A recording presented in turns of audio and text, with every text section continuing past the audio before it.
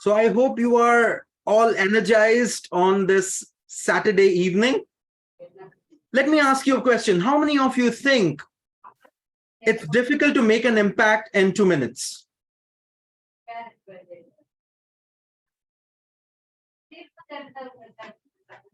Okay. What is the challenge? Why do you think it's challenging? Communication. Communication. What about it? Interacting with the people, getting attention from the people, or connecting with the people. Connecting with the people. Okay. Fair enough. Getting proper words. Improper words used. Okay. Yeah. Effective way of communicating. Effective way of communicating. Okay. So and you may be having several ideas, but how you make you understand the public, general public. Great. And maintaining the structure of the total speech. Structure. I love this part. Structure. Now, do you think when we talk about impromptu speaking and Toastmasters, we have something called as table topics, which is 1 to 2 minutes. And in that impromptu speaking, do you need to have a structure? No.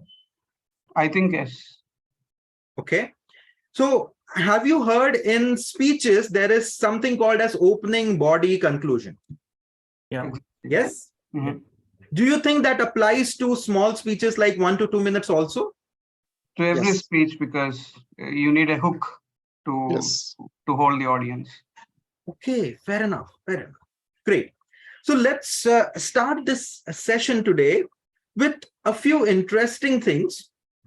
Now, I believe, and also Bruce Horn, who gave this particular quote, that it's not the load that breaks you, it's the way you carry it.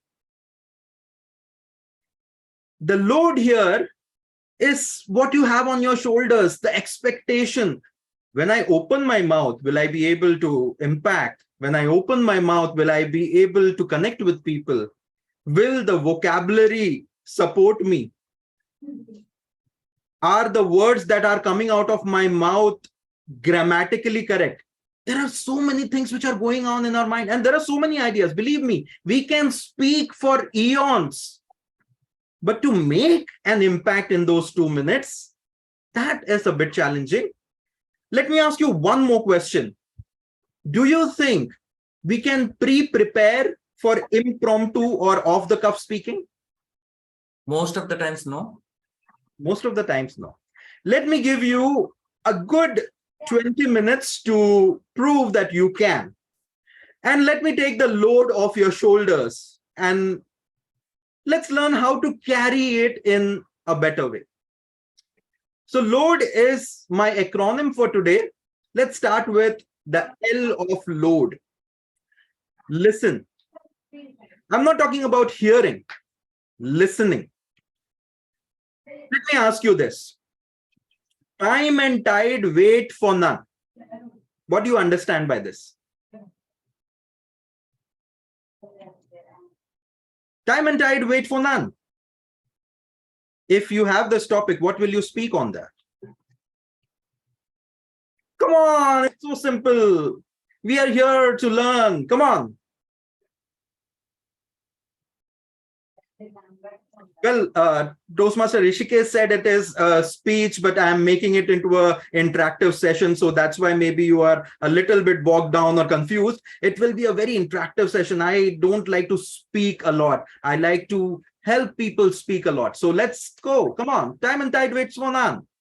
What do you understand by this? It's like opportunities doesn't wait for anyone. Awesome. Awesome. Okay. Precise. Let me give you a simple one. Okay, and I want more answers. Life is like an ice cream. Life is like an ice cream. Yeah. Whether you grab the opportunity or whether you simply pass time, but time flies. So grab the opportunity before it's gone, before it's too late.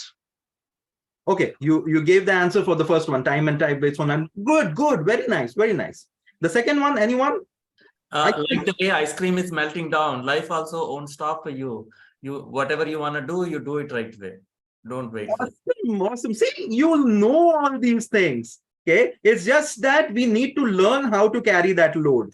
Okay. So listening, whenever you hear something, it's not only about quotes or general statements that you need to understand. It's what exactly the other person wants from you. Now, many of you are working in corporates, many of you are founders, co-founders. When you come to people who, say, for example, you are maybe a customer or maybe someone you are reporting to, and that person comes to you and that person says, "What's up?" And in that moment, you think, "Oh my God, what does this WhatsApp mean? Is he going to ask me about what's going on in my work life? Was he talking about the assignment which was assigned to me?" So there are so many things which you are thinking about. So listening and maybe trying to understand what the underlying meaning of this particular thing is can help you a lot. And in the same way, life is like an ice cream. There are so many perspectives to it. Okay. Is it a fact? Not necessarily. So that's what brings us to the second letter of the load, that is opinion. Now, all of us have opinions, and sometimes we have opposing opinions. We have perspectives on each and everything. Believe me, whenever I say something or someone says something, straight away there is this bulb in your mind or in the brain. It goes, "Oh, tell him this, tell him this." It keeps on bugging you, right? So the sharing of opinion is very important. And for that, you need to understand what's the underlying meaning. Now, life is like an ice cream. No, I don't agree with this statement. I think life is a bed of roses. Can you disagree with a particular topic? Of course you can. It's your opinion. Most of the times we go with agreeing to certain things for the fear that it might hurt people or it might they might take us in a wrong way. But the beauty of opinion is that you can have any opinion. The idea is to have supporting material to support your opinion. And that's what we need. Now, I'll give you this simple example. I am not sure whether you have heard the story. If you have heard, great. There were 4 blind men. They were born blind in a town. And then when they were, say, adults, it was announced that there is an elephant coming to town. Now, they had never seen an elephant. Never, ever. So they were very excited. Okay, we will understand what an elephant is through touch. And they went there. They said that, okay, let's start. So the first blind man, he went and touched the tail of the elephant. And he said, "Oh, I think the elephant is like a rope." The second blind man went and touched the foot of the elephant and said, "Oh, I feel the elephant is like a trunk of a tree." The third one touched the belly of the elephant. "Oh, it's something like it's like a wall, kind of something like that. The elephant is like a wall." And finally, the fourth one touched the trunk of the elephant and said, "Oh, the elephant is like a snake." And then there was this caretaker of the elephant who was laughing because he knew what exactly the elephant was. And believe me, that is what life is. Every one of us has a different perspective of what life is all about. And when you understand that it's not necessary that you understand the elephant, Even if you understand that, okay, elephant is like a rope, it's okay, it's your opinion. That does not make it wrong. So always when you get to hear something, if you want to speak, share your opinion first for 30-40 seconds. How do you relate to this particular thing? Let me give you one more example. Let me ask you this. What do you understand by the ships are safest at the harbor, but that's not what they are made for? The ships are safest at the harbor, but that's not what they are made for. What's the meaning? Comfort zone. Comfort zone. Who said that? I'm sorry. Maruti. Maruti, you are my man. Awesome. Okay. Hit the nail exactly. It's about comfort zones. What happens when you come out of your comfort zone? That's when you will know your potential. You'll know your potential after coming out of your comfort zone. Yeah. You will get the innovative thoughts. That's where we learn and Um, revolve. We learn and evolve. Okay. Yeah, We have a learn. different theory. When you come out of your comfort zone, you panic. That's why you go back again and again to the comfort zone. It's when you overcome those fear and panic, then you come to the learning zone, and then you come to the growth zone. That's how you proceed from your comfort zone to success.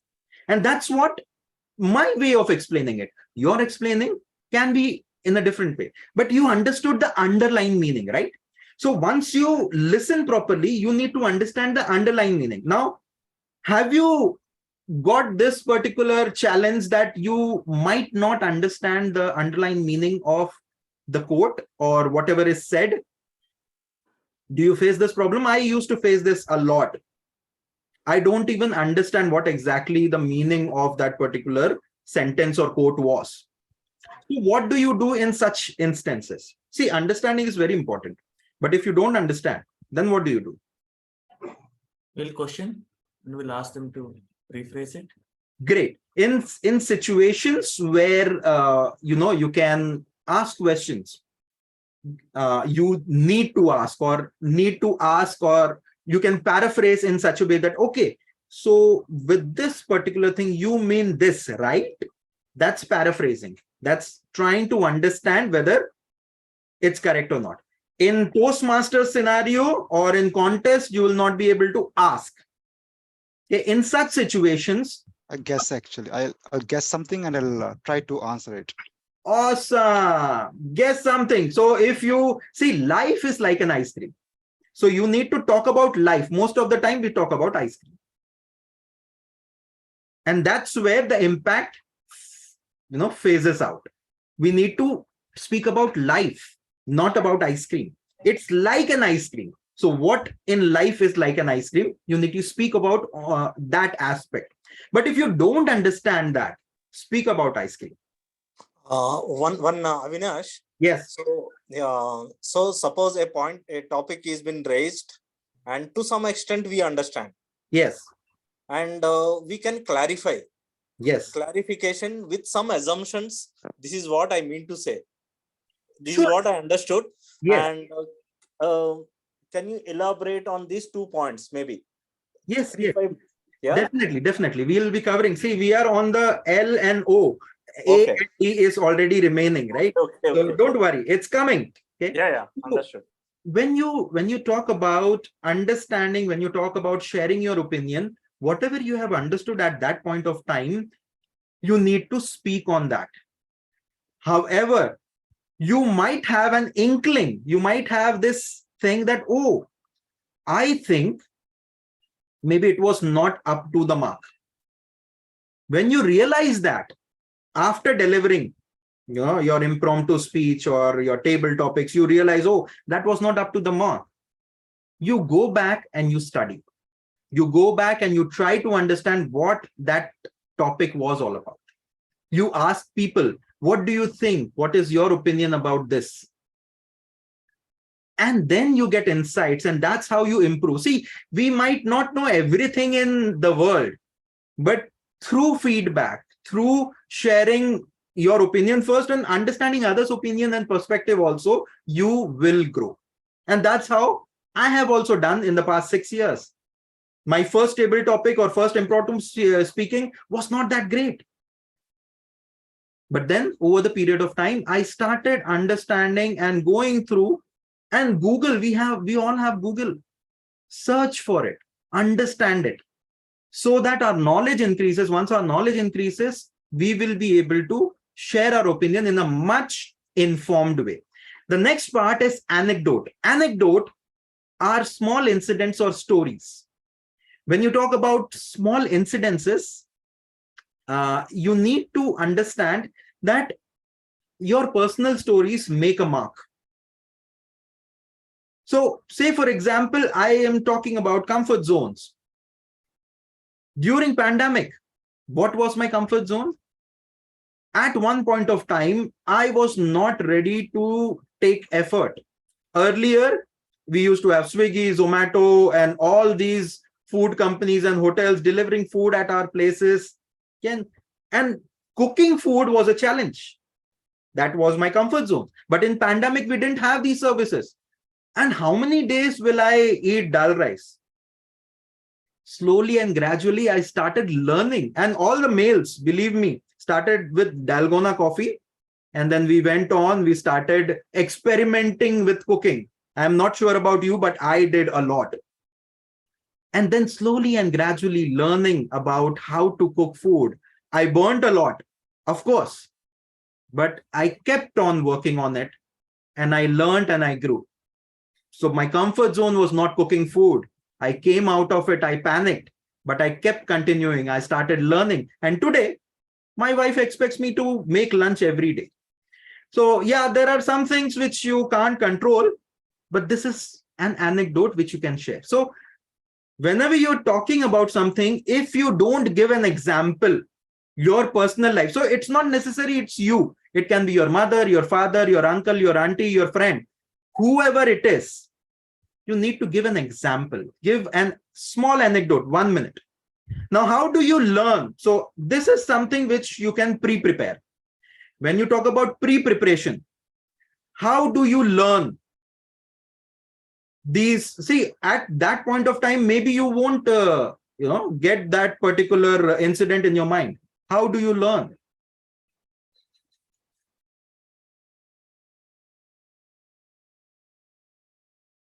Okay, let me not ask too many questions to bog you down. See, there is something called as an emotion wheel. We are all emotional beings. Go to Google and search for emotional wheel. There are primary emotions and there are secondary emotions, right? Joy, anger, frustration. See, there are so many emotions. Try to get that wheel.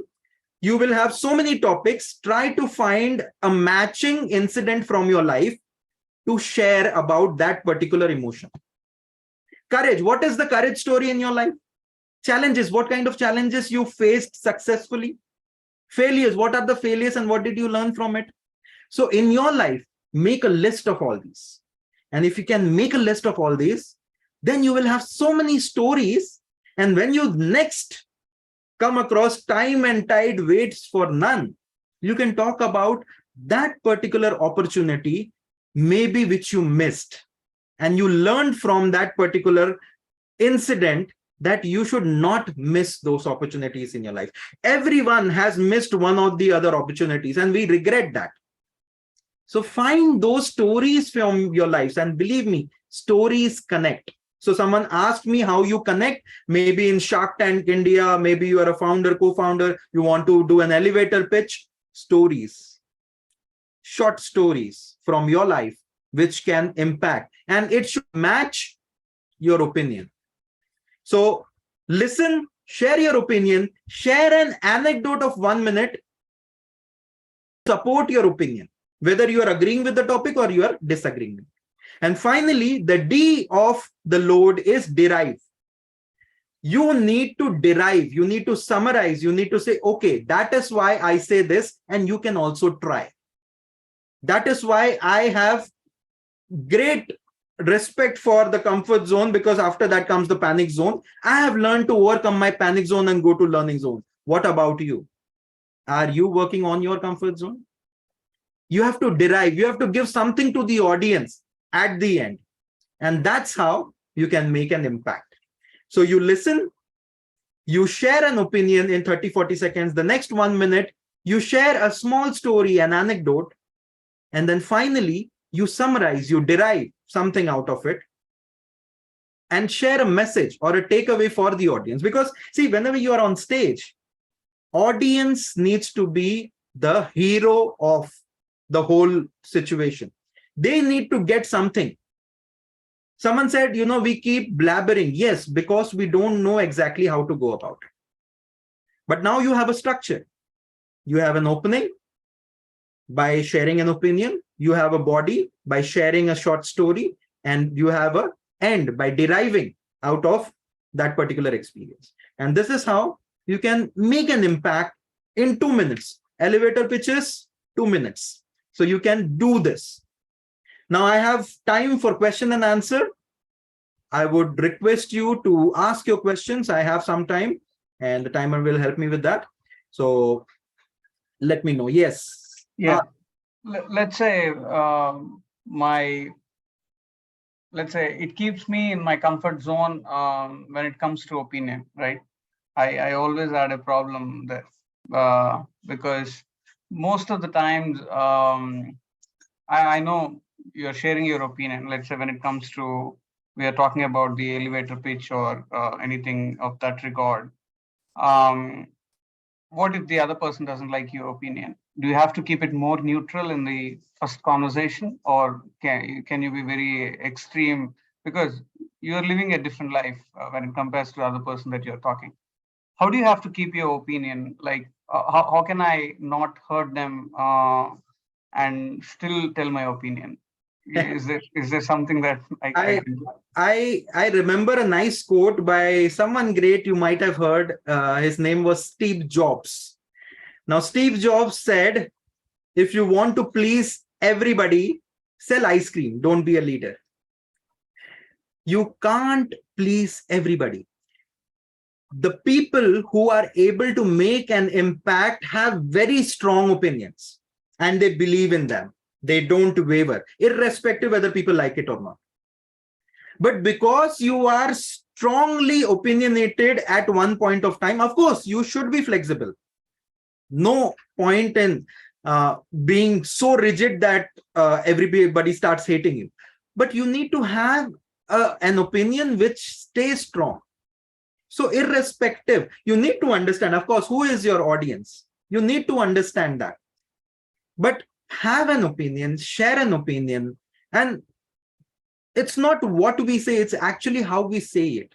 That's what people, they get hurt because the way, oh, I didn't like your tone. It was not the content, maybe the tone. So work on that. Work on how you share. Okay, in Toastmasters, if you see the feedback we share the strengths first, we commend first, then we recommend. Yeah. Right? So the way you do it will help you. But do share your opinion, because unless you share that, people might not notice you. No, I'm specifically talking about the first meeting, or the first conversation that I'm going to have with any kind of audience. See, that's okay. See, I believe that, first impression is a lasting impression, not the best impression, but a lasting impression. Even if you goof up, you have time to recover. So don't worry. Just share whatever you know and you'll be good. Any more questions?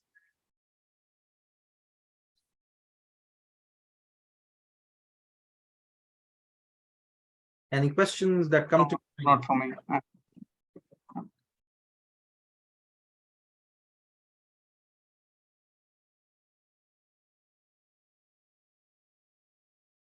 But Avinash, I think it's not a question basically, but the key takeaway from you today on this particular question from don't know name, Avinash. So the way, you rightly mentioned, the way we questioning them, say for example, not approving their opinion in a different way, maybe straight away, as you rightly mentioned, your tone is not good, something is not like that. Okay, the way we ask them is, you should be very pleased. Maybe it is you are opposing him opposing her, that it should be in a nice way. That should be, we have to be very careful while we opposing this their opinion. That's what I personally feel. Definitely. See, you need to understand that in real life, it's not a debate, it is a discussion. In discussions, you eventually reach a common point, right? But you can differ. I respect your opinion, but I have a different opinion. And this is my opinion. What do you think about this opinion? Right? And eventually you come to certain point where you agree at some point, right? If it's a debate, then you are so opinionated that you don't want to leave your opinion. That's not what I'm trying to say. I'm trying to say that share your opinion. And if you think that the other opinion eventually is much better than your opinion, you can have that flexibility that, okay, I do understand, okay, and I can look in another way also. And that's how we learn and grow. We will have two different perspectives. So it's about perspectives. And it's not hurting that, okay, yo, I don't agree with you. Not like that, okay? I respect you, but I disagree with this particular opinion and I have a different opinion to share. That's one way to go about it. Yeah, this is really helpful. Thank you. Most welcome. Last question. It's already yellow card. Come on. Last question.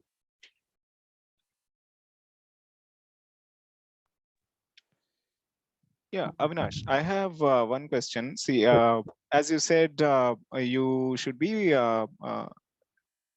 talking about expressing your opinion, right? So when it comes to opinions, even if we take the examples of our own lives, there are situations where we act in one way in one situation, and in another situation we might have acted in a different way.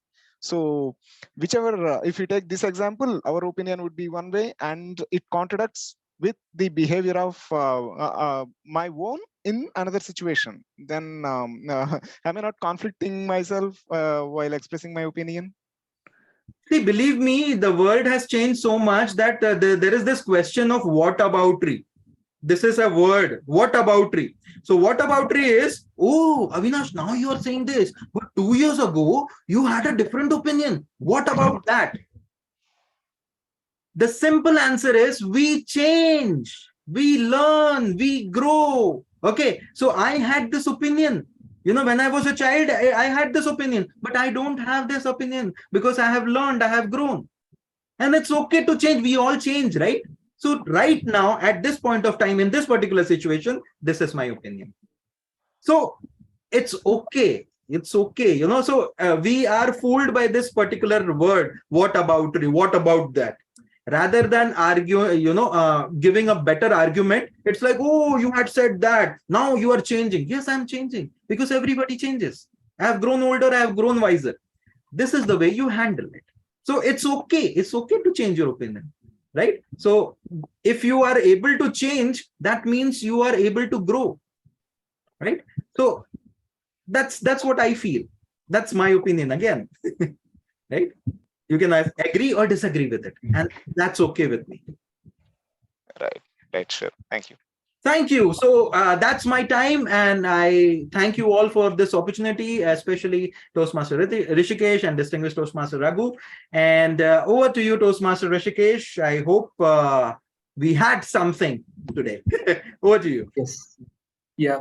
Thank you, DTM Avinash. Thank you. Thank you for this very interactive, impromptu speaking keynote speech for all of us. Definitely, there is something inside for all of us for attending this session. Please, I'm sharing my screen.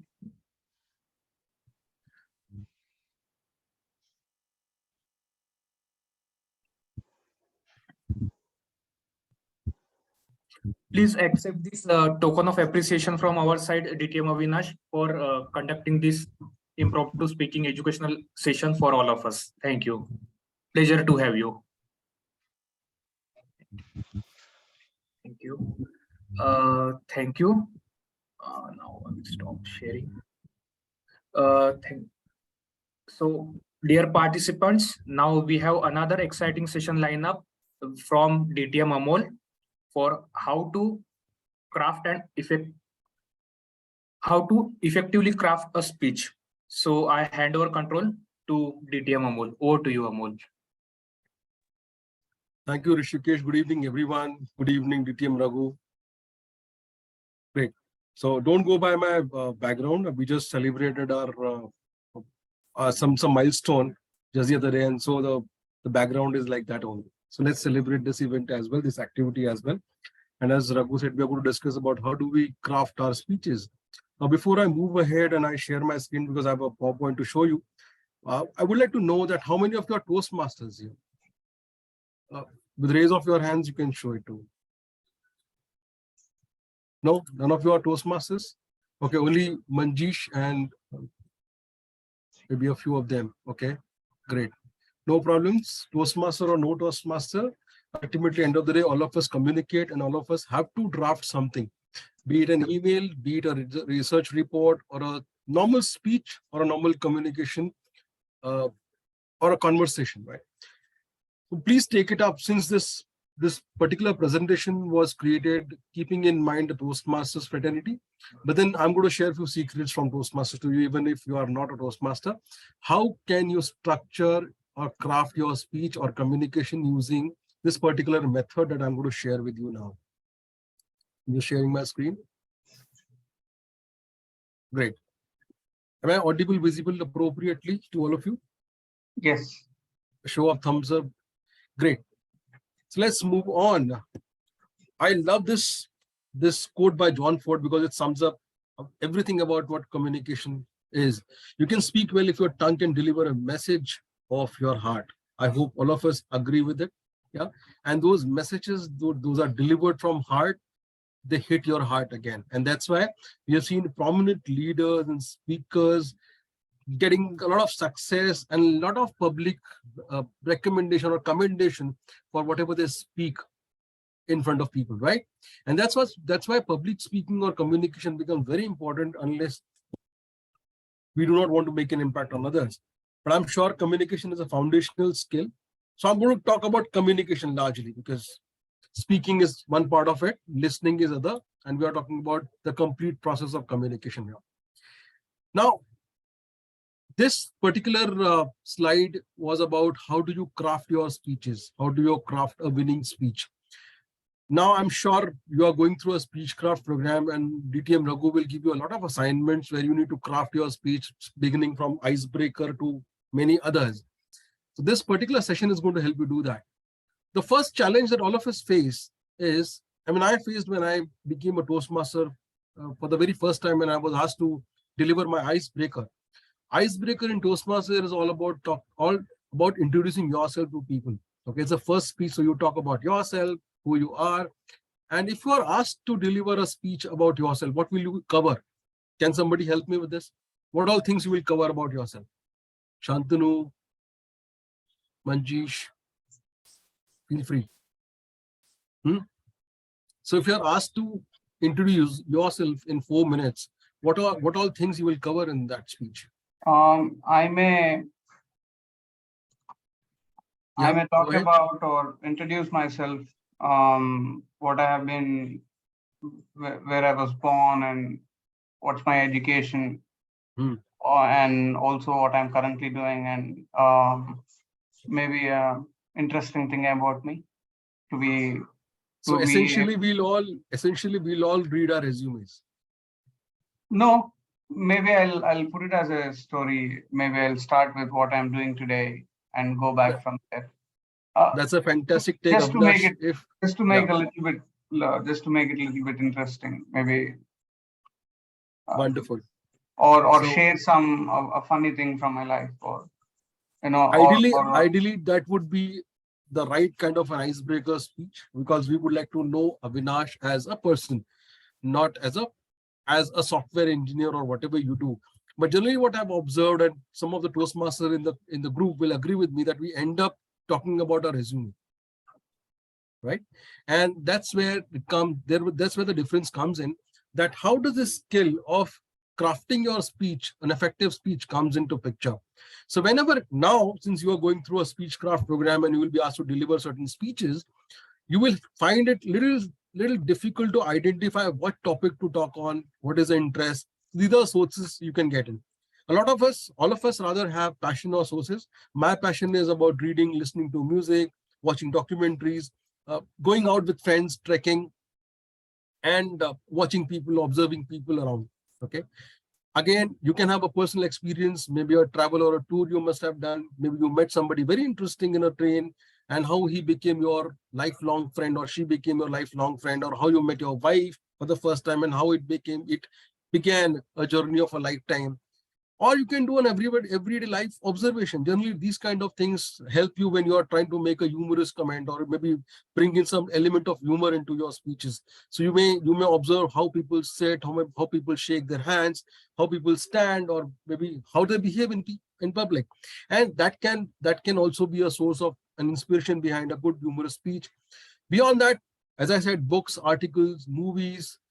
Now, I'll give you a small incident. One of my club member had to deliver a speech using a visual aid. Okay. Now, when you say you have to deliver a speech using a visual aid, generally what comes to your mind is simple PowerPoint presentation that I'm using right here. And this gentleman is my mentee. So he asks me, what do I do? Should I prepare a PowerPoint presentation and come over? I said, don't do that. Let's do something different. Why don't you get something real life instrument and show and talk about it? And you know what he does? He comes to the meeting along with an induction tawa, a pan, few eggs, chopped chilies, chopped coriander and masala, and prepares omelette right in front of us while delivering the speech. And he used so many visual aids while doing it. Now that's what is innovation, and that's what something that he used to do at home while his wife was out working, and used to prepare breakfast for his children. So he thought, why not talk about how to prepare an omelette in front of everyone? I'll be using the visual aid at the same time. I'll be delivering an effective speech. Now that's where the idea gets generated, right? While I delivered a similar kind of a speech, I played tabla. I narrated how a tabla is played, how it is made. So your inspiration for a speech can come from anywhere. It need not be something to do with, the very mental block we have that I want to speak about motivation or inspiration, or I want to speak about XYZ. No, it can be anything. Okay. It just requires how well you capture ideas which are happening around you. The only recommendation from my end is, suggestion from my end is, since you have to understand your audience, please avoid a couple of topics which are really religious in nature or political in nature. Let's not get into those kind of things, because it may spoil things around in the room. This is just a suggestion, but then I leave it up to your own judgment. Okay. Now, the first lesson, I think Avinash also spoke about it, know your audience well. What do you mean by knowing your audience well? If I have a question, if a chef has to prepare a recipe, whom does he have in mind? Audience, the people who are going to eat. Right. So the captain takes your order, you tell him what you want to eat and how it should be prepared. He goes into the kitchen, tells the chef that the client wants to eat XYZ. He does not want it very spicy, he wants it light spicy. You can make it a little sour and it's okay. And then chef prepares that particular portion, delivers it to you. And if it is made as per your taste, you appreciate it. Preparing the speech is more or less similar. So I'll go beyond just a speech, but I would say, even if you are making a business presentation in your office, if you are into a review meeting, if you are into a client presentation, if you are into a stakeholder management kind of a meeting where you are talking to different stakeholders, it's all the more important to understand whom are you talking to. Okay. In that case, which function they belong to, what maturity do they have. If you are talking to a senior manager, your way of communication will change. If you are talking to a very newly entrant intern, your way of communication will change. Assuming that you are delivering a session on importance of technology to school kids, your communication will change. So understand your audience well, understand their maturity, their evolution, their interest, their language fluency, right? And of course, the kind of specific characteristics they may have, like gender, like cultural background. Okay. Now, if you have a joke that you know in your mother tongue, you can't just translate it and deliver it in front of the audience. It won't make sense, because laughter or humor is very local all the time, right? I speak Marathi, but I can't translate a Marathi joke to you in English and expect you to laugh. So I have to bring in a local flavor into it. So understand even those aspects as well. So you have to tailor your speech as per your audience is. Any questions on this? I'm going to take a pause here and check if you have any questions around this. Now, this template can apply anywhere. Either you are delivering a speech in Speechcraft, or you are delivering a presentation outside for your business partners, or you are making a professional presentation or a professional pitch. This applies there as well, right? Now, second thing, what is the purpose of the speech? Now, again, I would make it a broader, I will give it a broader dimension and say this logic also applies to your presentation within Toastmasters and outside it as well. Okay, so what do you mean by purpose? What is it that I want the audience to take away after I have spoken, after I have made my presentation? Okay, what are those purposes? Basically, those are 4 purposes. Number one, you just speak to inform people. I mean, that should be the first one. Information can be as simple as a user manual of anything. It's just an information about how this device works. And if you are reading out a user manual, or if you are telling somebody how things work, you are speaking to inform. Most of you would be communicating with your client about updates on the projects you're working on. When you are doing that, you're actually speaking to inform them about the status of the project. Okay, it's just an update to somebody. Okay. Second, you speak to persuade people. Generally, whatever the salesman does to you, they come and persuade you to buy certain things or coax you to do certain things. That is where you speak to pursue people, or you communicate to persuade. Okay. Now, typically, these kind of speeches or this kind of communication will always have a takeaway or a call to action for the audience, right? Like if I have to tell you, buy OnePlus phone rather than buying a Samsung, that means the call to action is you must buy the OnePlus phone compared to Samsung. You must not buy that. So when I'm doing that, I'm trying to persuade you to take an action. That's second kind of a speech. Third is you speak to inspire. Typically, if you're a team leader and if you want your team to do well or perform well on the benchmarks, then you do certain kind of speeches which are to inspire people. This can be your own personal story. This can be story of somebody else, or you can take an experience from your past and talk about it. But then you inspire people to do something.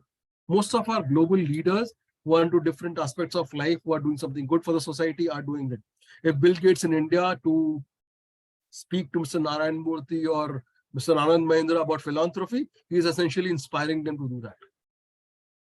Right? So he would be delivering a talk, inspiring people to do more philanthropy. And then fourth, you speak to entertain. These are casual conversation which you have with your friends, with your colleagues. The whole idea is that you want to create a good atmosphere in the crowd so that everybody gets entertained. Little bit of laughter, little bit of giggles, little bit of nice time you want to spend with people. You speak to entertain them. Okay. And something like the stand-up comedians do this, right? So while you are preparing your speech or your presentation, first decide what is the objective of that presentation. Do you want to inform them? Then you may have to put in some statistics or a data or some kind of example from somewhere. Okay. If you want to persuade them, then also you may have to do a little bit of comparison with things. To entertain, you may have to put in some jokes, some humor. And if you want to inspire, you may want to tell a story. Right? Any questions around this?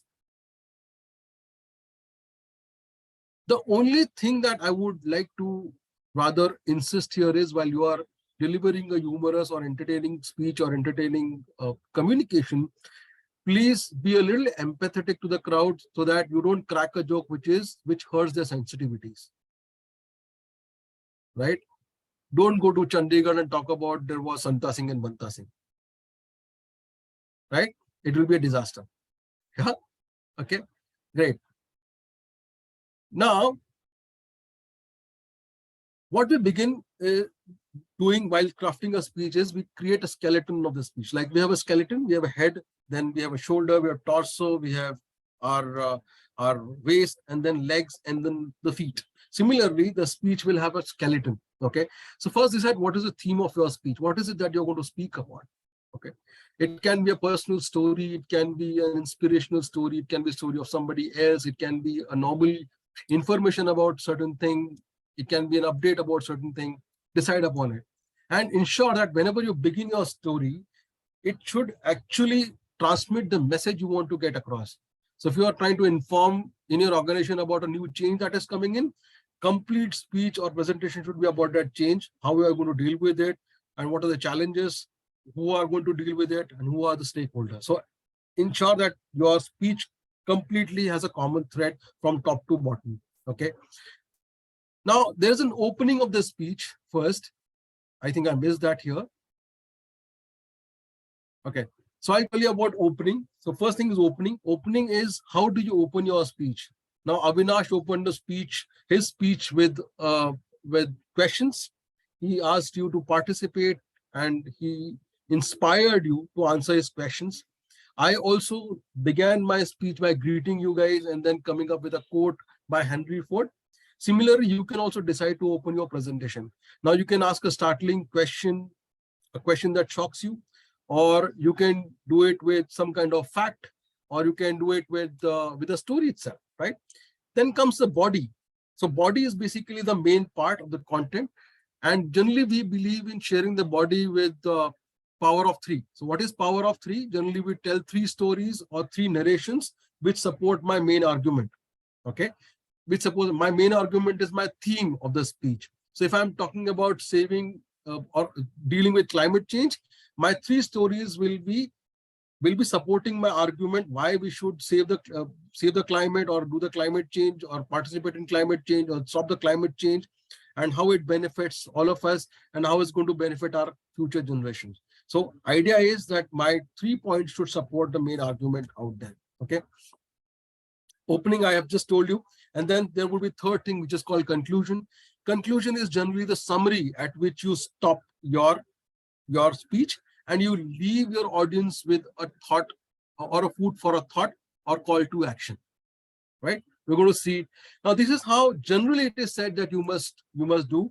So while you begin your speech, it should have 15% of the context setting. So with the opening, you do the context setting part. It should take 15% of your time. 75% of your time should go into preparing the body, narrating the stories, and 10% time to summarize the whole speech, right? I just spoke about opening. It can have a rhetorical question. Like I delivered a speech on I quit. And my rhetorical question was, have you ever thought of quitting? Because it grabbed audience attention. As it is, we don't consider quitting as very good. So generally, when you ask such a question, audience sits up and takes a note. What is he talking about? That's what you want from the audience. Or you can begin with a quote. Like I delivered a humorous speech for which I use this quote, time and tide wait for none. I think Avinash also used it. But I added up, time and tide wait for none, but I say time, tide, and technology wait for none. Right? So it created a little bit of giggle among the crowd, among the people out there. Or you can state facts figure, 8 out of 10 startups fail. Or you can share a startling information or a joke. Once there was, because all the stories start from there. And I'll give you a small tip if you want to really grab attention of the audience in a professional setting or outside it. Begin with imagine if you are doing this. So it helps you generate attention from the audience. Bodies, add your personal stories to it. Your personal stories give credibility to your speech. They make people believe that you are with it, you are part of the story, you have went through that experience and they become more engrossed in listening to you. Okay. I've spoken about power of three. And I generally call the transition the string or pulse. So transition is transition from point number 1 to point number 2, point number 2 to point number 3. There should be a common string between them. Your point number 1 should lead to point number 2 and point number 2 should lead to point number 3. If you are doing it, you are giving a logical conclusion, a logical transition to your speeches. Okay. You can use humor, but generally I've seen people using a self-deprecating humor, which means they would like to make a joke on themselves. It's more safer. I'm not asking you to become a joker, but I'm telling you that you can be the victim in the joke, right? Okay. Like I once asked God that where will I find the best wife? God says in all corners of the world. And later, God made the earth round. So there are no corners in earth. Again, the victim is the person in the story. So you can do a self-deprecating joke, yeah, or you can create through dialogues. You can create scene so that you can transport the audience to that particular scene where this incident is happening. That's how you can do the body. I'll take the question later on. Now, when you are concluding your speech or a presentation, take your audience back to the point where you started. So it's like closing the loop. So if you are delivering a speech on a climate change, through your conclusion, take them back to the climate change part where you began. So you understand why dealing with climate change is important. If you want to, again, maybe you can touch upon the 3 points you spoke about in the body, and then you conclude with the title itself. I like to conclude my speeches with the title because it reinforces the idea among the audience, right? I will give you a 4P formula to prepare your presentation or a speech. Again, you can use this anywhere. The 4 Ps are plan. So whenever you are supposed to be getting into a conference call or a conversation or a business presentation, plan your presentation accordingly. Who are the people who are going to attend it? What kind of information or data is required from me? What can I do to get that data? How do I present that data in an interesting form? Do I need to add a story to it? What else can support my argument? These are the things you plan, okay? Whether you are going to deliver that presentation or a PowerPoint or on a stage, are you going to use a mic? I mean, these are minute things which affect your presentation. Second, prepare. Of course, preparing not only the content of the story, but also how are you going to stand? What is it that you're going to wear?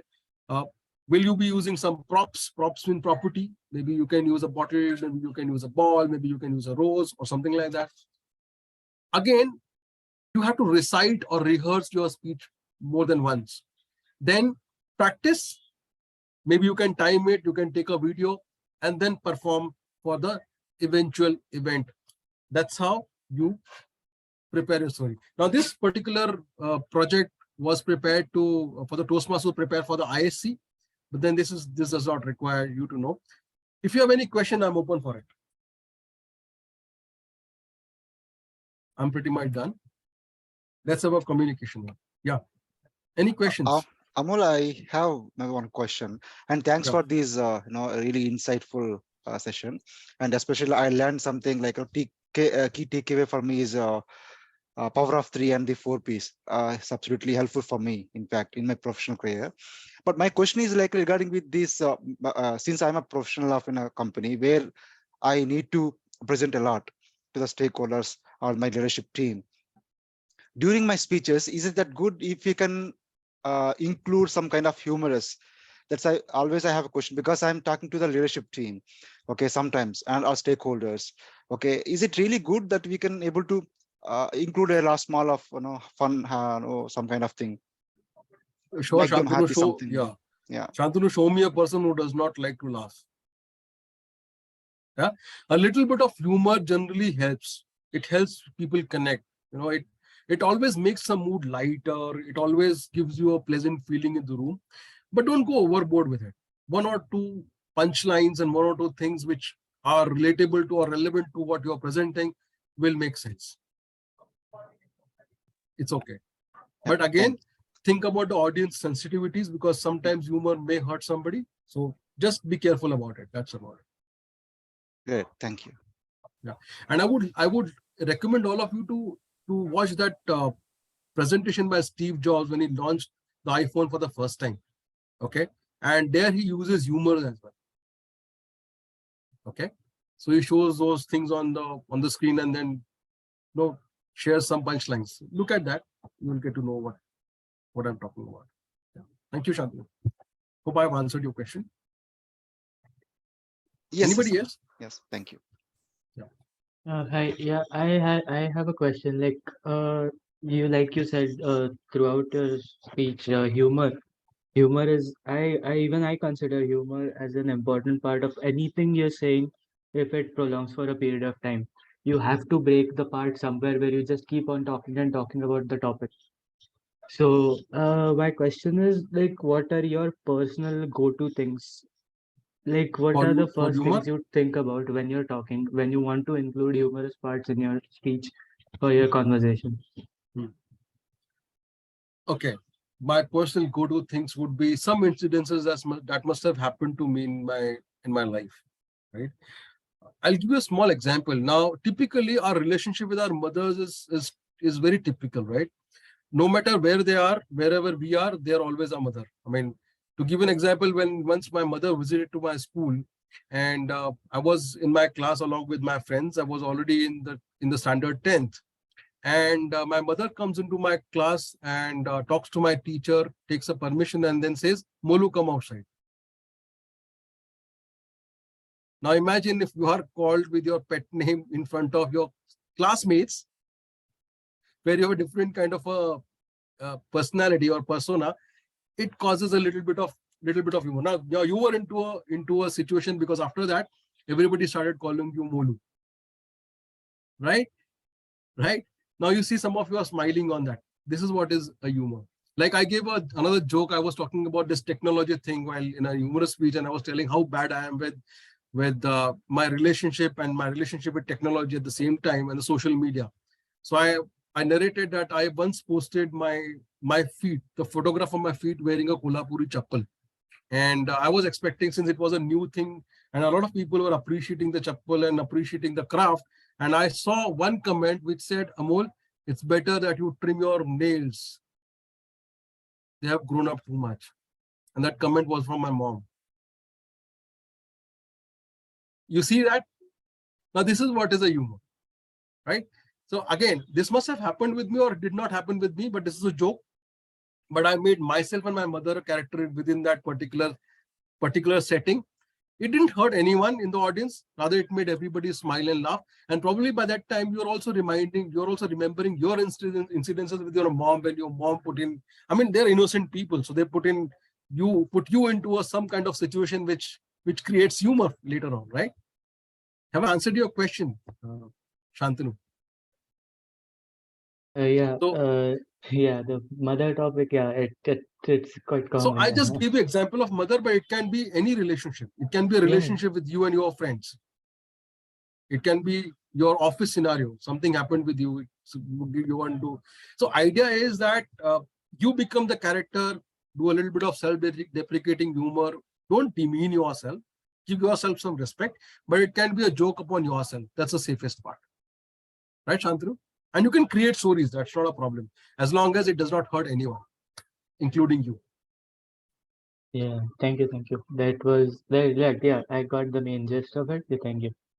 Yeah. Any questions? Hi, Amol. I have one question here.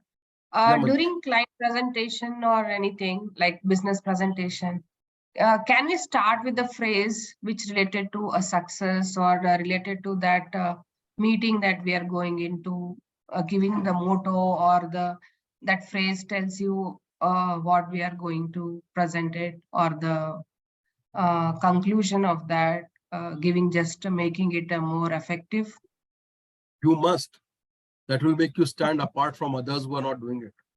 Because generally in office presentation, people come with those boring statistics to begin with. My region is doing that. My team is doing this. I'm doing with all this. the graph statistics and all. Yeah. So the only best thing in the presentation is a slide design, nothing else. My point is that if you begin with a phrase or a quote by someone and then begin your speech or a presentation taking the cue from that, it will give you an edge over others, and that will tell you that you know how to communicate with people, how to attract their attention, how to make sense of whatever you read outside your office, right? This kind of thing. Today I was reading an article by Morgan Housel, and within that article, he began that article with mention of an author who used to write horror stories for children, and it tells that he began those writing those stories earlier on with jokes for children, but then he realized that not many people are enjoying it, not his audience is not enjoying it, so he changed over and started writing horror stories for children. Now, Morgan Housel is a finance expert. He writes books on finance and investing. Now, where does this come from? But he began that particular article and he drew our attention to the main point which he wanted to make in that article. So even you can begin your story or your presentation with a phrase or a quote that is relevant to your presentation. Right, Manjeesh? Manjeesh, have I answered the question? Yeah, this is Rachna here. Yeah, Amol. Okay, Manjeesh. Okay, okay. Yes. So there are many Shantanus and there are many Manjeesh, is it? I can see 3 Shantanus there in the room. No, those They are have the names of our prefixed coordinators, I think. Sorry to. Oh, is it? Oh, is it? I thought, Raghu, I should have renamed myself as Shantanu Amol Shivgaonkar. If that was a criteria to be in the room. See, this is humor. You're all laughing. Yeah. Amol, by the Anybody way, else? we will be able to get this presentation because I like the, the 3 piece, 4 piece, whatever it is. I'll share it with Raghu Garu, but I'm sure Raghu Garu would have far better presentation than this to share. Right. Okay. Anyways, Upendra wants to ask me something. Upendra, go ahead. Yeah, nice presentation, Amol. We got a lot of inputs. So one effective way is in corporate world, you want to quickly get the output from the team, right? And in that situation, it is an urgent situation, and you want to deliver, you want to communicate to the team and get the output, desired output. How do you do that? Be precise with what you want to tell. You don't do a 20-slide presentation if you want to inspire or you want to communicate something to your audience in a smallest amount of time. Be precise with what you want to tell them. Make your communication pointed. Okay. Express your expectation well. This is what is expected. This is how is the process. This is what is the deadline. That's about it. Don't make it very, very lengthy, or don't make it a speech which is a very lengthy speech. Don't do it. Just be very precise about what you want to communicate and what is it that you want to get out of the customer, the team. That's about it. Okay, and but the customers are keep on changing the inputs, right? They don't know what exactly they want, but they want the end result should be like this. In that case, I recommend people not to tell anything. In fact, you have to ask the customer. So the difference between telling and asking. Generally, while we are dealing with our customers, be it from sales, it doesn't matter you're from sales or any other function, you end up telling a lot of things to the customer. Don't do that. Ask them. Right? The more questions you ask, the more unlayering you do with the customer. And when you do the unlayering, you reach the actual need of the customer. That's what is my recommendation to you, Upendra. Unless we can always talk within your battery run car over a cup of coffee. I hope the car is doing well. Yes. But Amol, in case if suppose if you are really precise and wanted to be straight to the point, then how we will be able to make them a friendly nature? How do we connect with them more?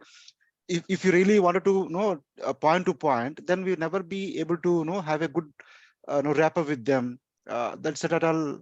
I believe something where we are. Shantanu, yes, I understand where you're coming from. But Upendra's question was in context of what if the timelines are steep, deadlines are there, and you want your team to perform or deliver on those deadlines. In that case, there's no time to see. Rapport building takes time. It can't happen overnight. It can't happen in few minutes or few seconds or even few days. It takes time to know your team, right? It takes time to know each other. So rapport building should be a continuous process. But when you are talking about a steep timeline or a deadline where you want them to do something or deliver something very important, in that case, you can't begin with building a rapport with your team. That's not a time to build rapport with the team. That's time to tell your team what needs to be done very precisely and finish that off. After that event, you can do all sorts of things to build up rapport. Now, imagine that if you are not in a corporate environment and if you are on a military operation where you need to flush out the terrorist. In that case, are you going to be saying, hey, hi, hello, so let's do this today. Let's go and get those terrorists. No. So what do you like doing? No, you don't. You tell them, you be here, I'm here, do this, do that, finish off. So your communication should change not only with people, but with the circumstances and situation you are into. What is the end of the day? The idea of the communication is to complete a feedback loop. What is feedback loop? You expect something to be delivered from your team or your competitor or your counterparts or people you are talking to. Is it happening? Is that loop getting closed? Are you getting your desired result, desired outcome from that communication? If you are getting it, in that case, it's fine. But if you are not, then your communication fails. Am I right, Santanu? So Yes, depending upon the situation. Yeah. Based on the scenario, we need to change the Absolutely. communication. Yeah. Absolutely. Got you. Really helpful. Thank you so much. Thank you. Thank you. So I think there are no more questions, and thank you, Rishikesh, for inviting me and exchanging my ideas. In fact, this is the second session on communication. This is for Toastmasters. Earlier on was my professional session, but then nevertheless, I enjoyed speaking to you, although it was a crisp session. I hope you must have taken away something from me today. Okay, we'll keep meeting anyways. Over to you, Rishikesh. Thank you. Thank you, DTM Amol, for this wonderful session. I am sharing my screen.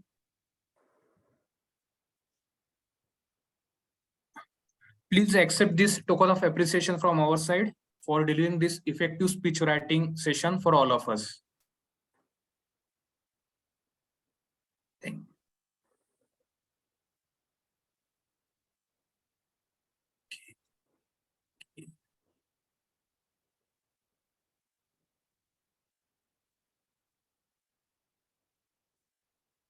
Thank you, DTM Amol. Now I request. Thank you, Rishikesh. Thank you, Raghu Garu. I would like to take your leave. It's a Saturday evening. I've got other commitments to make, a commitment that I've made to fulfill, right? Otherwise, I'll have another humorous story to tell later on. So, see you guys. Good night. Thank you, sir. Bye. Take care. Bye.